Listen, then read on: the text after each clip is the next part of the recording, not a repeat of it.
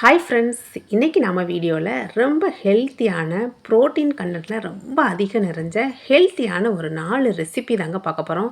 ரொம்ப ஈஸியாக டேஸ்டியாக எப்படி செய்யலான்னு பார்க்கலாம் வாங்க. ஃபஸ்ட் நம்ம செய்ய போகிறது ப்ரோட்டீன் ரிச் அதிகம் நிறைஞ்ச ஒரு சப்பாத்தி தாங்க. இதுக்கு 1 கப்பு அளவுக்கு முளைக்கட்டின பாசிப்பயிறு எடுத்துக்கிறேன். இதை ஒரு மிக்ஸி ஜாருக்கு மாற்றிக்கலாம். இது கூட நல்ல ஒரு கை நிறைய அது தண்டோடையே சேர்த்து மல்லி இலை சேர்த்துக்கலாம். ஒரு சின்ன துண்டு இஞ்சி, ஒரு 3 பல்லு பூண்டு, ஒரு அரை ஸ்பூன் அளவுக்கு ஜீரகம் சேர்த்து நல்லா ஃபைனாக அரைச்சி எடுத்துக்கலாங்க. இப்போ இந்த சப்பாத்தி செய்கிறதுக்கு நான் 2 கப்பு அளவுக்கு கோதுமை மாவு எடுத்துக்கிறேன். இப்போ இது கூட நாம் அரைச்சி வச்சுருக்க பேஸ்ட்டையும் சேர்த்து நல்லா கலந்து விட்டுறலாங்க.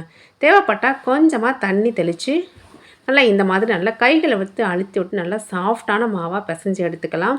இது மேலே லைட்டாக கொஞ்சமாக நல்ல எண்ணெய் தடவிட்டு இது ஒரு 15 மினிட்ஸ் அப்படியே ஊற வச்சிடலாங்க. இப்போ ஊற வச்ச மாவை எடுத்து நல்லா கைகளை வச்சு நல்லா இந்த மாதிரி அழுத்தி பிசைஞ்சு விட்ருங்க.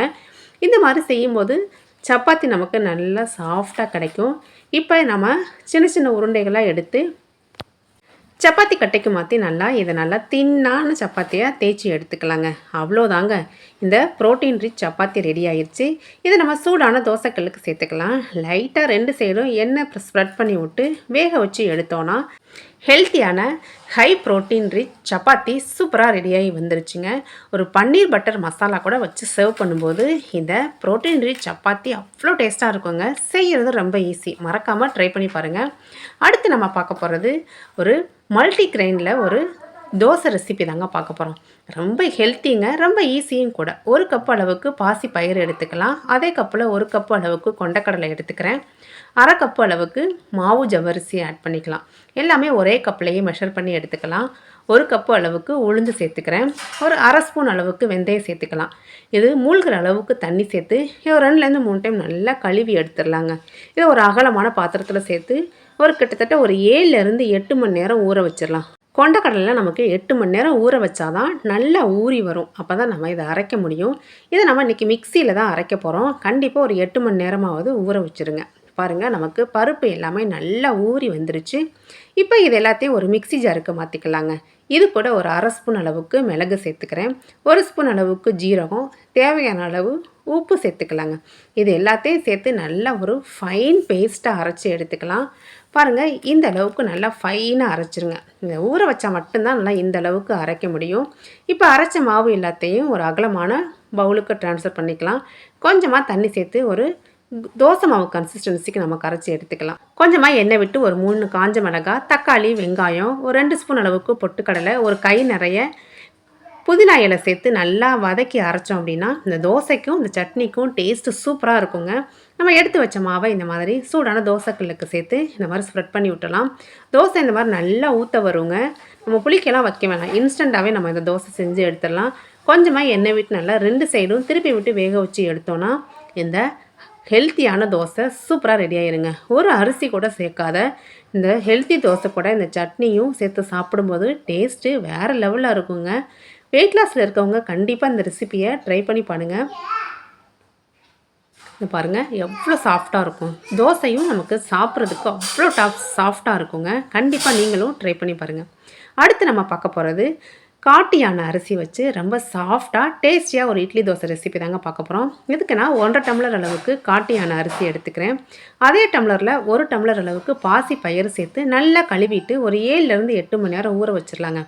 இந்த அரிசி நமக்கு நல்லா ஊறினா மட்டும்தான் அரைக்க முடியும்.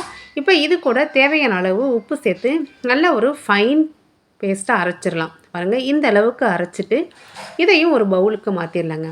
இது தேவையான அளவு உப்பு சேர்த்து கரைச்சதுக்கப்புறம் இதை மூடி வச்சு ஒரு 8 மணி நேரம் புளிக்க வச்சுருங்க. இந்த அளவுக்கு புளிச்சு வந்தால் மட்டும்தான் நமக்கு இட்லி நல்லா சாஃப்டாக வரும்.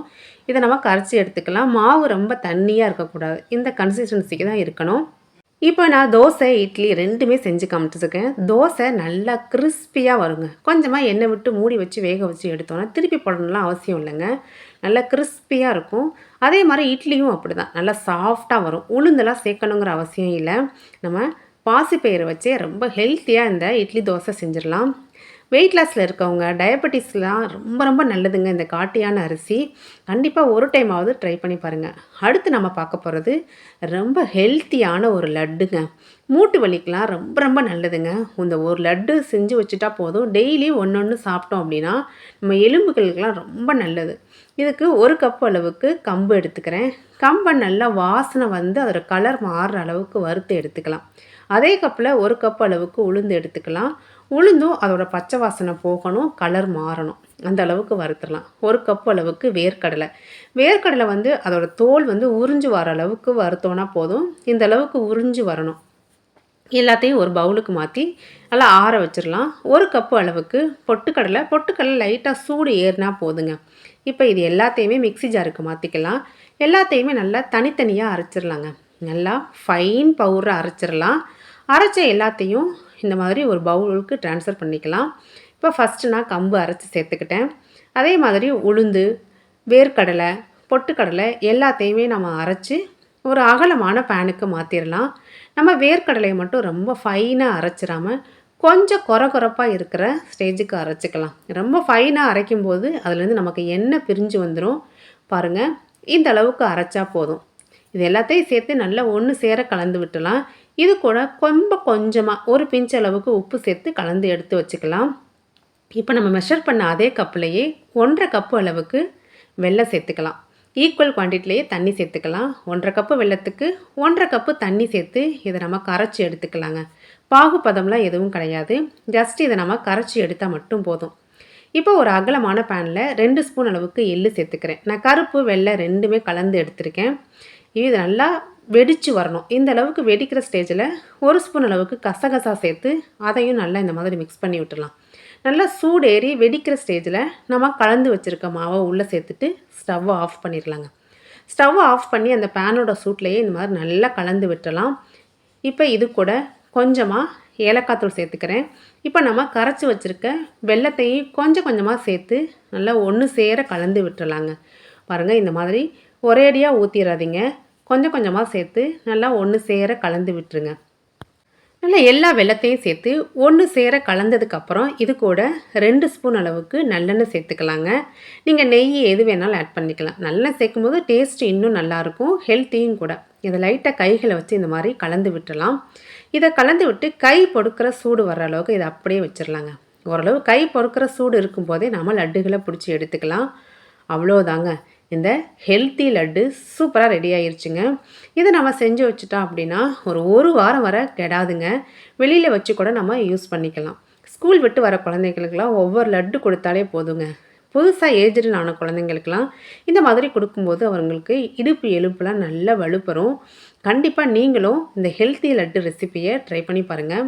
இந்த மாதிரி நிறைய ரெசிபிஸ் நம்ம சேனலில் இருக்குங்க. மறக்காமல் சப்ஸ்கிரைப் பண்ணி கமெண்ட் பண்ணுங்கள். தேங்க்யூ.